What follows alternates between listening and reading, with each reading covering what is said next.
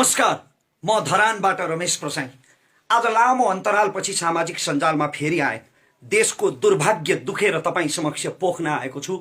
Share गर्नु नगर्नु तपाईँको इच्छा। गणतन्त्र नेपालको पहिलो निर्वाचित संसद विभत्सतापूर्वक आर्यघाटमा पुग्ने अवस्था सृजना भयो। दुई कामरेडहरूको अहङ्कार जुधाइको कारणले त्यसको मूल्य सारा देशले चुकाउनु पर्ने अवस्था आएको छ।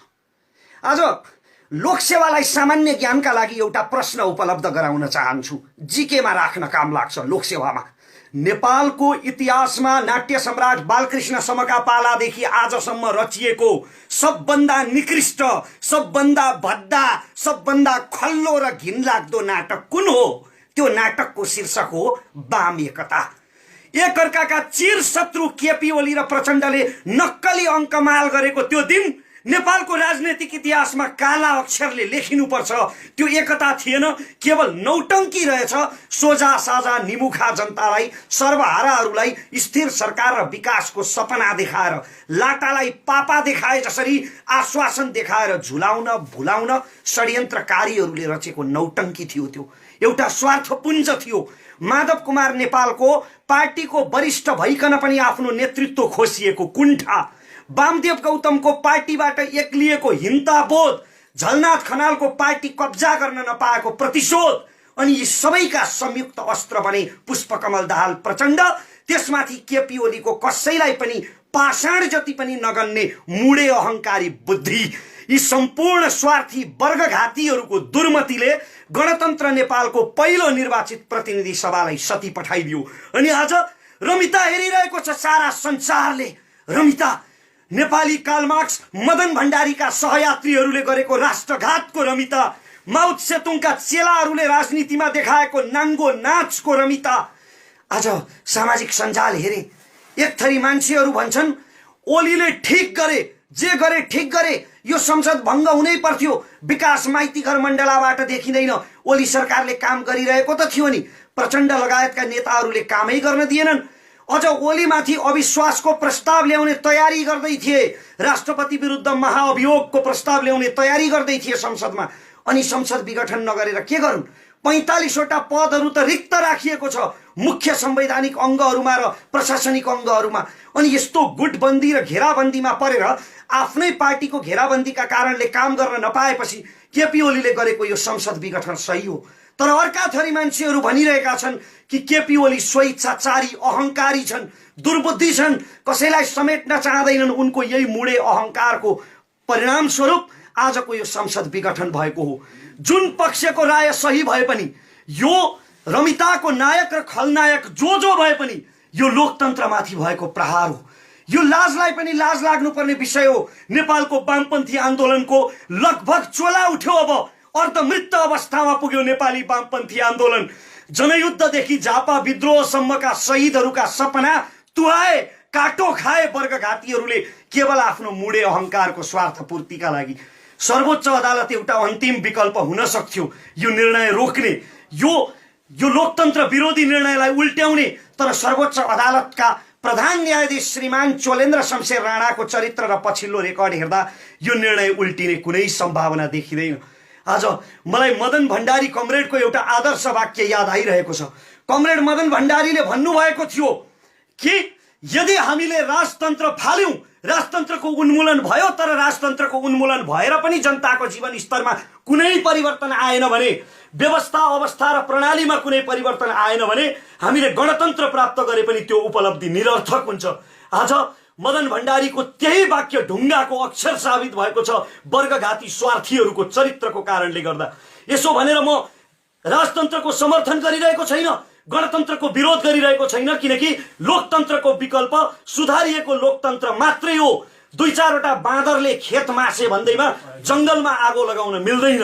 त्यसकारण लोकतन्त्रमा केही खराब अवसरवादी पात्रहरू देखिए भन्दैमा लोकतन्त्रको विरोध गर्नु अनुचित हो, मूर्खता हो। आदरणीय वामपन्थी बुद्धिजीवी कमरेडहरू, आजको नेकपामा जति पनि शीर्ष नेताहरू छन् नि, यिनका बलिदानका बखानहरू रक्षान्तिर मिल्काइदिए हुन्छ। अब यिनीहरूले भोगेको जेल, नेल र वनवास सारा राष्ट्र सेवाका निम्ति होइन, राष्ट्र चुस्नका निम्ति, रजाइका निम्ति, सत्ता भोग गर्ने लक्ष्यले मात्रै यिनीहरूले जेल नेल र वनवास भोगेका रहेछन् भन्ने कुरा यिनीहरूको चरित्रबाट प्रमाणित भइसकेको छ। वामपन्थी कार्यकर्ता कमरेडहरू, अझै पनि यदि तपाईँको हृदयले यिनै नेताहरूको जयगान गर्न मन लाग्छ भने, यिनै नेताहरूलाई जिन्दाबाद भन्दै प्रचार गर्न मन लाग्छ भने तपाईँले आफ्नी आमाको दुधमाथि शङ्का गर्नुहोला। तपाईँलाई पिलाउने तपाईँकी आमाको दुधमा कतै तपाईँलाई रोबोट बनाउने कुनै रसायन त मिसिएको थिएन।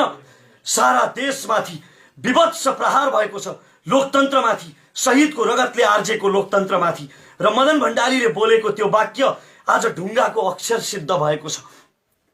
मेरो महामहिम प्रधानमन्त्री कमरेड, तपाईको एउटा जब्बरे झापाली झोकमा गरेको निर्णयको कारणले, एउटा यो कुकृत्यको कारणले अब पूर्व दरबारीहरू, दरबारको रासो बासोमा हुर्केका लोकतन्त्र विरोधीहरूले फेरि लोकतन्त्रमाथि प्रश्न उठाउने अवसर पाउने भए। सिङ्गो व्यवस्थामाथि प्रश्न उठ्ने भयो। केन्द्रदेखि प्रदेशसम्म, प्रदेशदेखि स्थानीय तह, गाउँ, टोलसम्म तपाईहरूले सबै 60-40 मा विभाजन गर्नुभएको छ।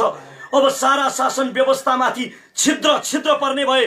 चुनावको 10औं अर्बको झमेला, तपाईहरूको मुडे अहंकार जुदाईको यो मूल्य साधारण सर्वहारा जनताले किन चुकाउने?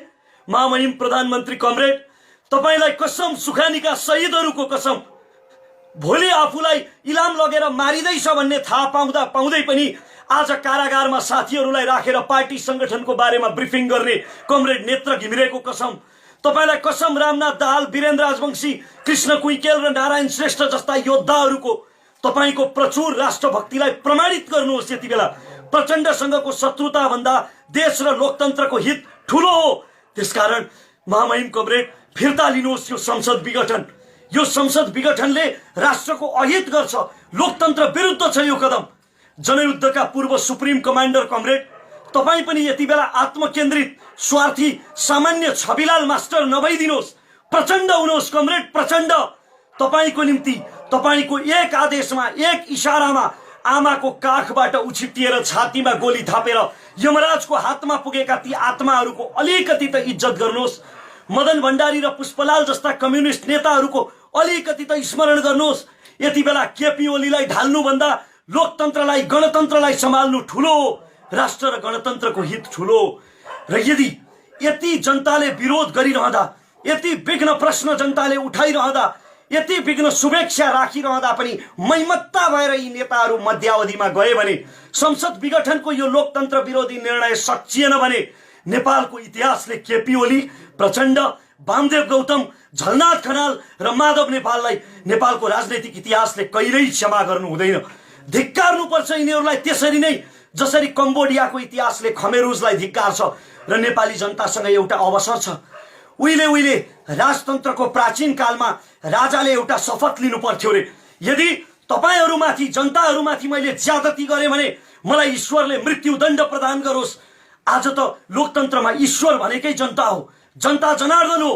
त्यसकारण हामीसँग अवसर छ कि यी मैमत्ता भएर यदि मध्यावधि चुनावमा गए भने त्यो मध्यावधि चुनावमा हामीले यी शीर्षस्थ नेताहरूलाई दण्ड दिनुपर्छ। चुनावको माध्यमबाट, भोटको मतको माध्यमबाट, ब्यालेटको माध्यमबाट यिनीहरूलाई, यिनको राजनीतिक भविष्यलाई अन्तिम श्रद्धाञ्जली दिनुपर्छ ताकि एउटा नजिर बस्न सकोस्।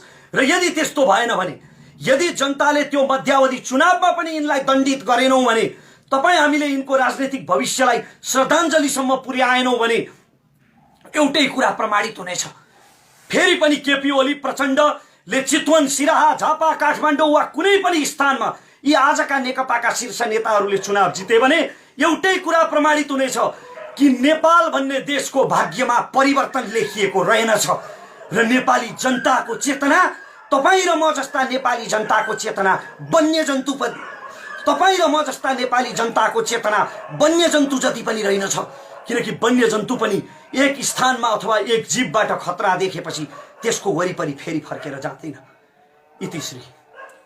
आदरणीय दर्शकबिन, र यो भिडियो हामीले यसरी खिचिरहँदा, रमेशजीको भिडियो खिचिरहँदा, वन्यजन्तुको कुरा गरिरहँदा पछाडि केही कुकुरहरूको आवाज पनि आइरहेको छ। हामी असाध्यै मध्यराति छौँ र विभिन्न किसिमका मिडियाहरूमा विभिन्न किसिमका समाचारहरू आउँछन् र जसले हामीलाई उत्तेजित बनाउन सक्छ। हामी संयम भएर बिल्कुल आफ्नो निम्ति सोच्ने बेला आएको छ, यति बेला देशको निम्ति पनि सोच्ने बेला आएको छ। तर हामीले एउटा कुरा जीवनजी, एउटा कुरा मैले अघि भन्न छुटाएँ, यति बेला अब फेरि अर्को जनआन्दोलनको नाटक रचिन सक्छ। कुनै बेला माधव नेपाल प्रधानमन्त्री हुँदा, प्रचण्डले राजीनामा दिएर माधव नेपाल प्रधानमन्त्री हुँदाखेरि लाखौं लाख जनतालाई चाउचाउ चिउरा खुवाएर बिना कारण काठमाडौँका सडकमा उतारिएको थियो। त्यसरी नै अब फेरि जनआन्दोलनको नाटक रचिन सक्छ। यसको कुनै पनि अर्थ छैन। त्यसकारण यिनीहरूका लागि अब नमरौँ, आफ्नो ज्यान नथापौँ। म सबैलाई संयम हुन अनुरोध पक्कै पनि सडकमा जाँदा निकै नै सोचेर जाउँ र राष्ट्रको निम्ति अलिकति आफ्नो तर्फबाट के गर्न सकिन्छ त्यो सोच्ने समय चाहिँ रमेशजीले पक्कै पनि यति बेला आएको छ, भन्नुभएको छ। सबैले स्वविवेकले काम गरौँ ताकि उत्तेजनामा कसैको ज्यान नजाओस्। र थप अपडेट हामीले अहिले यति बेला हामीले यो सम्पूर्ण जानकारी र हाम्रो पर्सनल यो फेसबुकबाट राखेका छौँ। यसलाई धेरैभन्दा धेरै सेयर गर्नुहोला, सबैमा पुग्न सकोस्। र थप अपडेट चाहिँ हामी एक्सन नेपाल अनलाइन टिभीबाट विभिन्न व्यक्ति तथा पात्रहरूसँग ल्याउने प्रयत्न गर्ने नै छौँ। रमेशजी धन्यवाद।